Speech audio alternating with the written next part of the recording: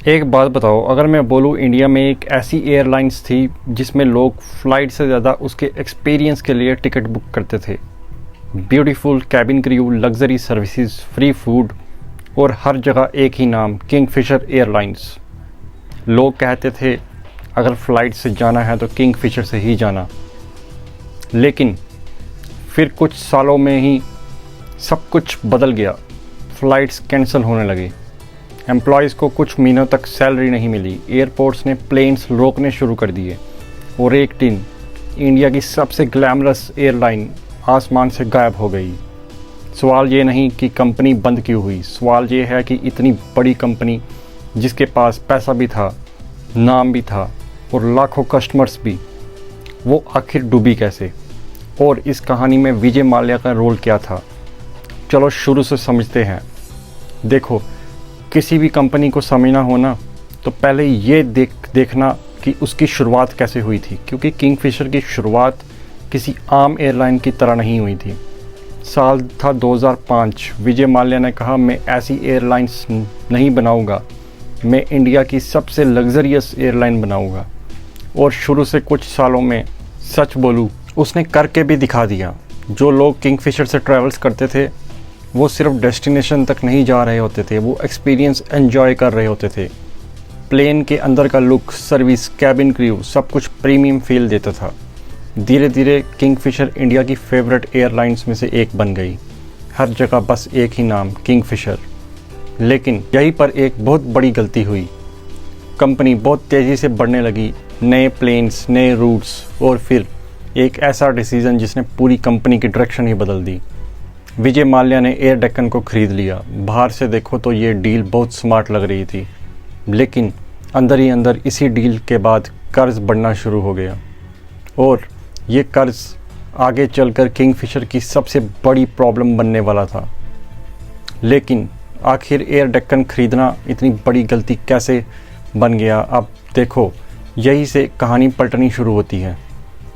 Air Deccan ख़रीदने के बाद बाहर से सब कुछ नॉर्मल लग रहा था, लेकिन अंदर कंपनी पर कर्ज बढ़ता जा रहा था। और सबसे बड़ी प्रॉब्लम एक थी कि किंगफिशर एक लग्जरी एयरलाइन थी। लग्जरी का मतलब हर फ्लाइट में ज़्यादा खर्चा, फ्री फूड, प्रीमियम सर्विस, महंगा ऑपरेशन और ऊपर से फ्यूल्स के प्राइस भी इतने बढ़ने लगे। अब सोचो, रोज़ इतना खर्चा हो और उतनी कमाई ना हो तो कंपनी कितने दिन टिक पाएगी? धीरे धीरे बैंक से नए लॉस लिखे गए, पुराने कर्ज चुकाने के लिए नया कर्ज और फिर उस नए कर्ज को संभालने के लिए और लोन।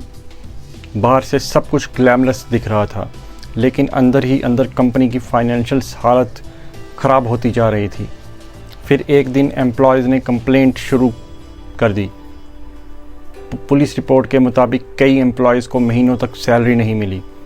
कुछ पायलट्स और कुछ इंजीनियर्स काम छोड़कर जाने लगे, फ़्लाइट डिले होने लगी, कुछ कैंसिल भी होने लगी और पहली बार लोगों को लगा किंगफिशर के साथ कुछ बड़ा गलत हो रहा है। लेकिन ये तो सिर्फ शुरुआत थी। असली झटका तब लगा जब एयरपोर्ट्स ने ही किंगफिशर के प्लेन्स रोकने शुरू कर दिए। आखिर ऐसा क्या हुआ था? अब हालात इतनी ख़राब हो चुके थे कि बात सिर्फ लॉस की नहीं रही थी। कंपनी के पास रोज़ के ऑपरेशन चलाना भी मुश्किल हो रहा था। एयरपोर्ट का पैसा, ऑयल कंपनीज़ का पैसा और बैंक्स के लोन्स सब बढ़ते जा रहे थे।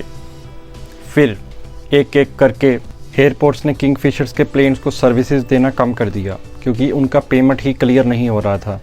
सोचो, आपकी फ़्लाइट रेडी खड़ी हो, प्लेन्स भी है, पैसेंजर्स भी है, लेकिन प्लेन्स उड़ नहीं सकते क्योंकि कंपनी के पास उसे उड़ाने के लिए पैसे नहीं बचे। पब्लिक रिपोर्ट्स के मुताबिक कई फ़्लाइट्स कैंसिल होने लगी, हज़ारों पैसेंजर्स एयरपोर्ट्स पर फंस गए। एम्प्लॉयज़ महीनों से सैलरी का इंतज़ार कर रहे थे और धीरे धीरे सबको समझ आ गया कि किंगफिशर सिर्फ स्ट्रगल नहीं कर रही, वो डूब रही है। फिर अक्टूबर 2012 में directorate general of civil aviation यानी DGCA ने किंगफिशर एयरलाइंस का ऑपरेटर लाइसेंस सस्पेंड कर दिया और कुछ ही वक्त बाद एयरलाइंस की सर्विसेज पूरी तरह बंद हो गई। लेकिन कहानी यही ख़त्म नहीं हुई। असली कंट्रोवर्सी तो तब शुरू हुई जब विजय माल्या इंडिया छोड़कर चले गए और पूरा देश एक ही सवाल पूछ रहा था, इतने सारे बैंकों का पैसा गया कहाँ? जब किंगफिशर एयरलाइंस बंद हुई, सिर्फ एक कंपनी बंद नहीं हुई थी, हज़ारों लोगों की नौकरी और लाखों पैसेंजर्स का भरोसा भी टूट गया था। पब्लिक रिपोर्ट्स के मुताबिक कंपनी पर हज़ारों करोड़ों रुपए का कर्ज था। बैंक्स अपना पैसा वापस मांग रहे थे, लेकिन कंपनी के पास देने के लिए बचा ही नहीं था। फिर साल 2026 में विजय माल्या इंडिया से बाहर चले गए और उसके बाद उनके खिलाफ लोन्स और फाइनेंशियल मैटर्स को लेकर कानूनी कार्रवाई और एक्सटेंशन की प्रोसेस शुरू हुई। आज भी किंगफिशर एयरलाइन का नाम सुनते ही लोग सिर्फ एक एयरलाइन को याद नहीं करते, बल्कि ऐसी एक कंपनी को याद करते हैं जो कभी इंडिया की शान थी और फिर धीरे धीरे कर्ज के बोझ के नीचे दबती चली गई। इस कहानी का सबसे बड़ा लेसन क्या है? हर बड़ी कंपनी सिर्फ नाम से बड़ी नहीं रहती। अगर खर्च कमाई से ज़्यादा हो जाए और फैसले गलत पड़ने लगे तो सबसे ऊंची उड़ान भी एक दिन रुक सकती है।